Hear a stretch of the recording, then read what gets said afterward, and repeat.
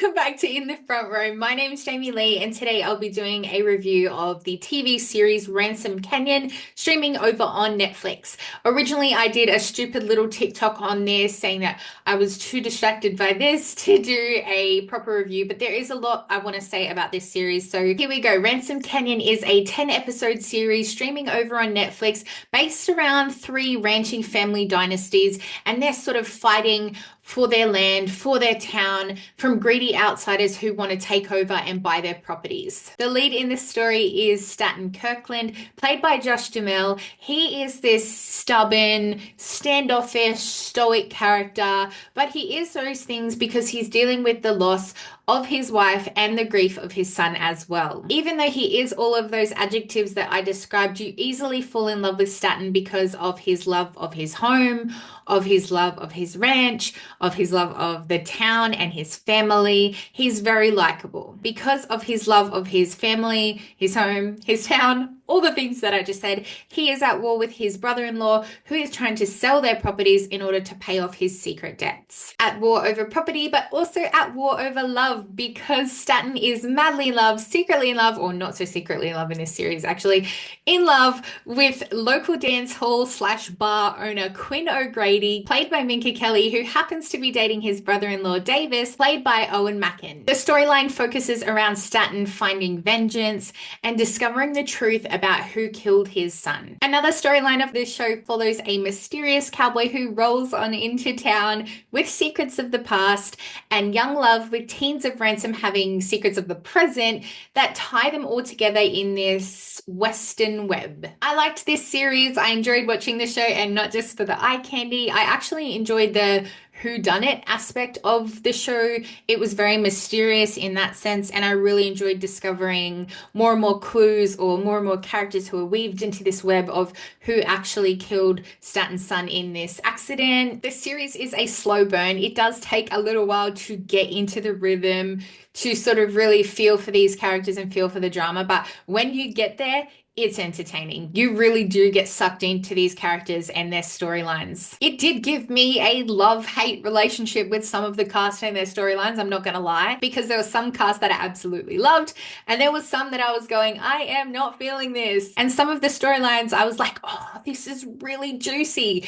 And then by the end of it, I'm like, oh, and I just felt deflated. So it was a love and hate relationship. It was an on again, off again relationship, like most of the storylines in this show. If you love Westerns, if you love romance, I think that this is definitely for you. I can't comment because I have never watched these shows before, but people have compared it to the likes of Virgin River and Yellowstone. So if you're into that sort of genre, into those sort of TV series, then this is definitely one for you. If you're not into romance, if you're not into Westerns, then probably give this one a miss. As I mentioned before, I love the whodunit aspect of the show. It was very mysterious and finding more clues and finding more characters that could be linked in. You kind of grew suspicious of a lot of people, and I liked that because it kept you hanging and kept you longing for the truth and discovery of who actually did kill him. I love the whodunit vibes and the mysterious element of the show when that didn't align with the genre that it is at all. This is a Western, and it is an absolutely beautiful one at that. The shots and the views of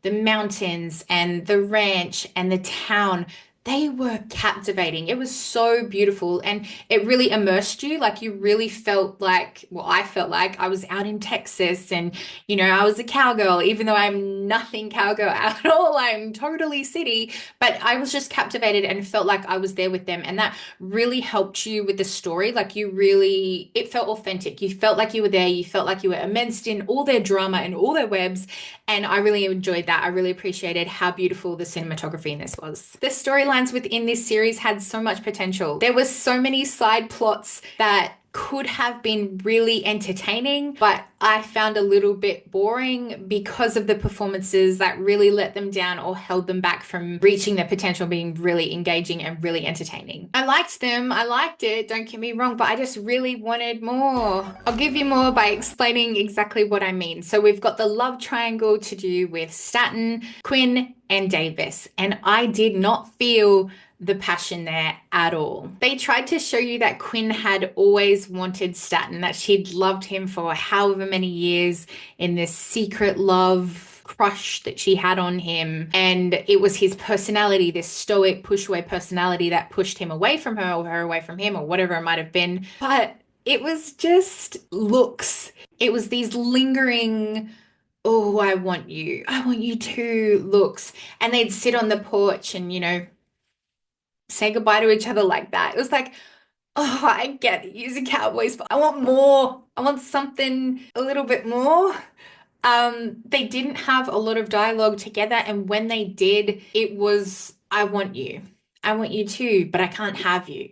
Well, you can. Well, no, we can't. It was very back and forward with the dialogue. When we did get to the moment where they do get together, like it was beautiful and it was romantic and it was lovely.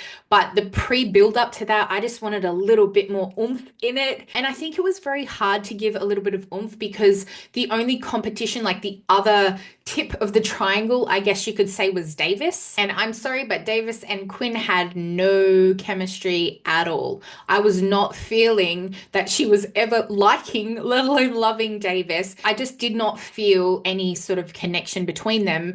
So in the back of my mind, I was kind of always like, well, she's with Staten. She loves Staten. She's going to be with Staten. And that was sort of where it drew the line. It wasn't a very strong love triangle because there wasn't very strong chemistry between the other party. And I'm not trying to be rude here and say that Owen is a poor actor or anything like that. I know that he's done a lot of horror films or like detective sort of shows. I'm not quite sure if he's done rom-coms before or has that sort of experience yet because I know Minka Kelly is a beautiful actress.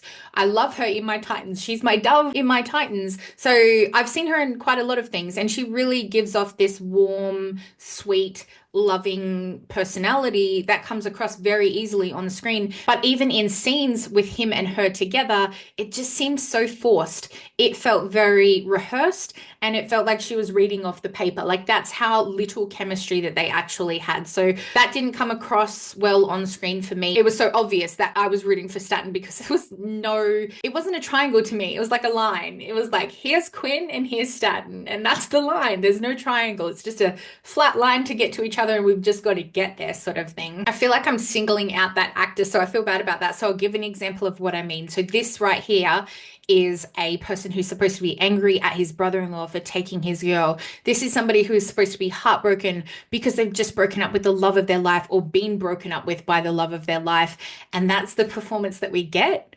I was like, I'm not feeling that. I do not feel anything from that there. I feel like their whole storyline or their triangle line got really exciting when it became a square, and suddenly we have Davis's ex, Paula Joe, played by Meta Golding, arrived in town. That's when things really started to get spicy and very much more entertaining. Instead of the main romance and the yearning and the passion and the desire that I should have felt from the main romance, I did feel from Ellie and Yancy Gray's relationship. Ellie, played by Marianne Lee Tejada, was a country sweetheart who you absolutely fell in love with. And she absolutely fell in love with Yancy Gray, played by Jack Shoemaker, understandably. But the whole time you were invested in their love. You really wanted this bad boy turns good because of good country girl storyline to be a success.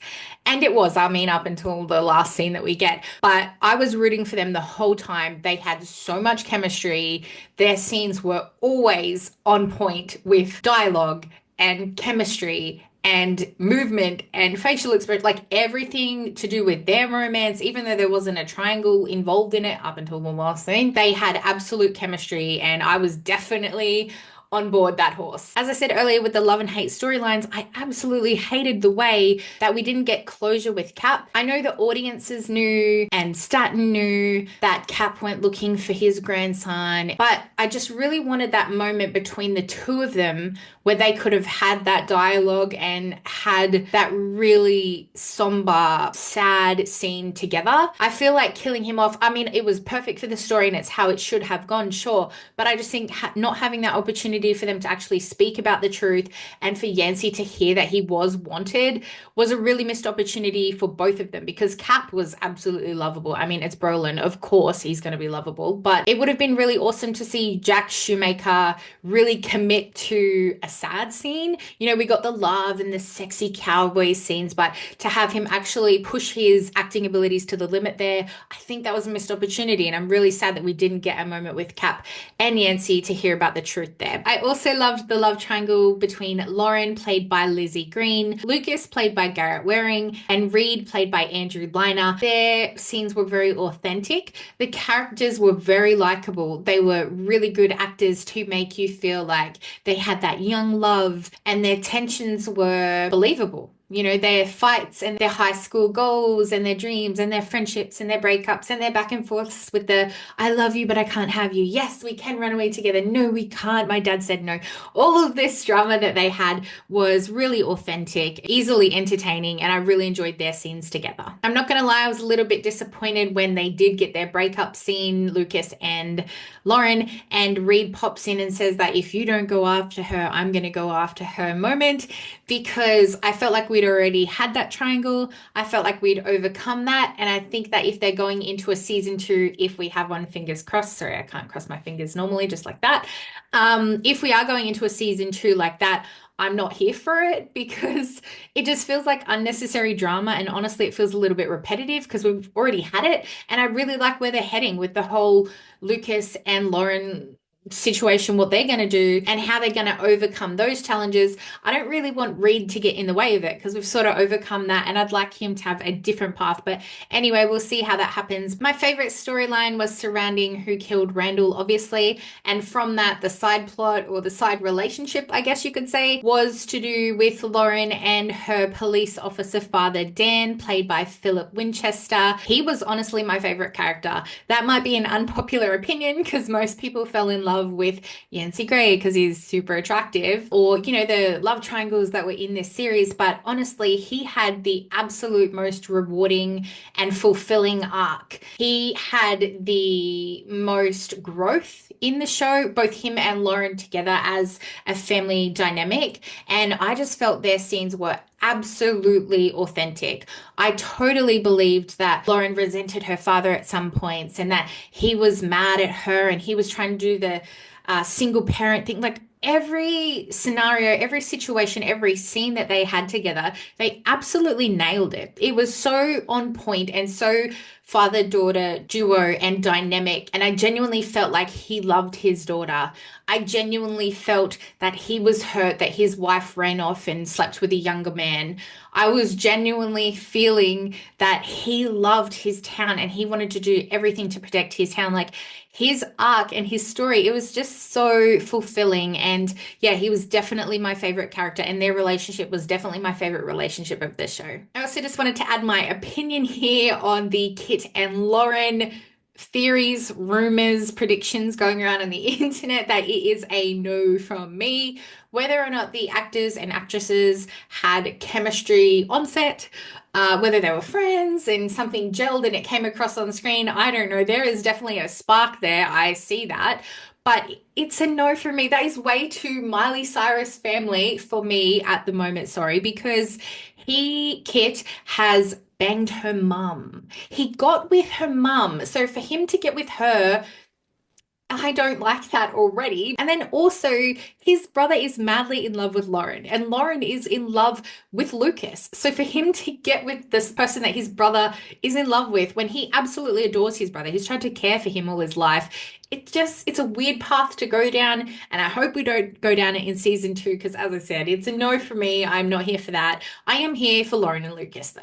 I also just want to have a quick little rant here about a scene that was shown to us maybe 5, 6, 7, 8, I don't know how many times, lost count after 5. The same scene in different episodes, sometimes multiple times in each episode.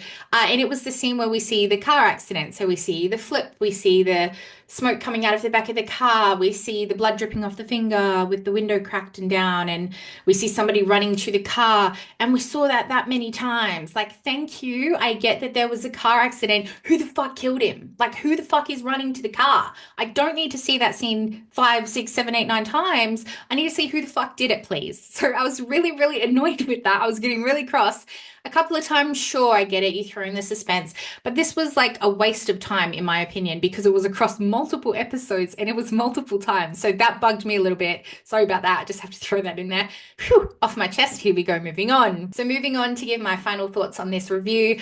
I genuinely did like this series. I know it was a slow burn, but I enjoyed binging it. I really did like the drama and the outback, the Western theme of it all. So if it looks like it did in season one, giddy up. Sign me up because I'm going to ride that horse home because I loved it. Like, I really did feel like I was a country girl in their Western country drama and whatever else is going on in that town. I was there for it. I was in Ransom Canyon and I was watching from screen, but I was in all the drama and I enjoyed all the drama. So bring on season two, I say, because I am more than ready to have another 10 episodes with these guys to look at again. And while I'm talking about these guys, I want to talk about the relationship really quickly before I close this off. The relationship between Kai and Ellie. Kai is played by Justin Johnson Cortez. And oh my gosh, talk about another hottie to add to our list of how many hot guys are in this show. Not that that's the point. The point is the mysteriousness of him. He and Ellie dated. What is their backstory? I need to know a backstory here. I still want the Yancey and Ellie storyline, sure, but I want to know what happened between Kai and Ellie. But yeah, let's bring that on for season two, hey? Let me know in the comment section if you've been watching Ransom Canyon. Who is your favorite character in the show? Because as I said, mine is Dan. Unpopular opinion. I want to know yours. And if you're not already, make sure you subscribe to my channel and then head on over to my gaming channel and give me a sub over there as well, please. And the links to all my socials are in the description box, so make sure you give me a follow on them as well, please. And I'll see you in the next video. Thank you for watching. Bye!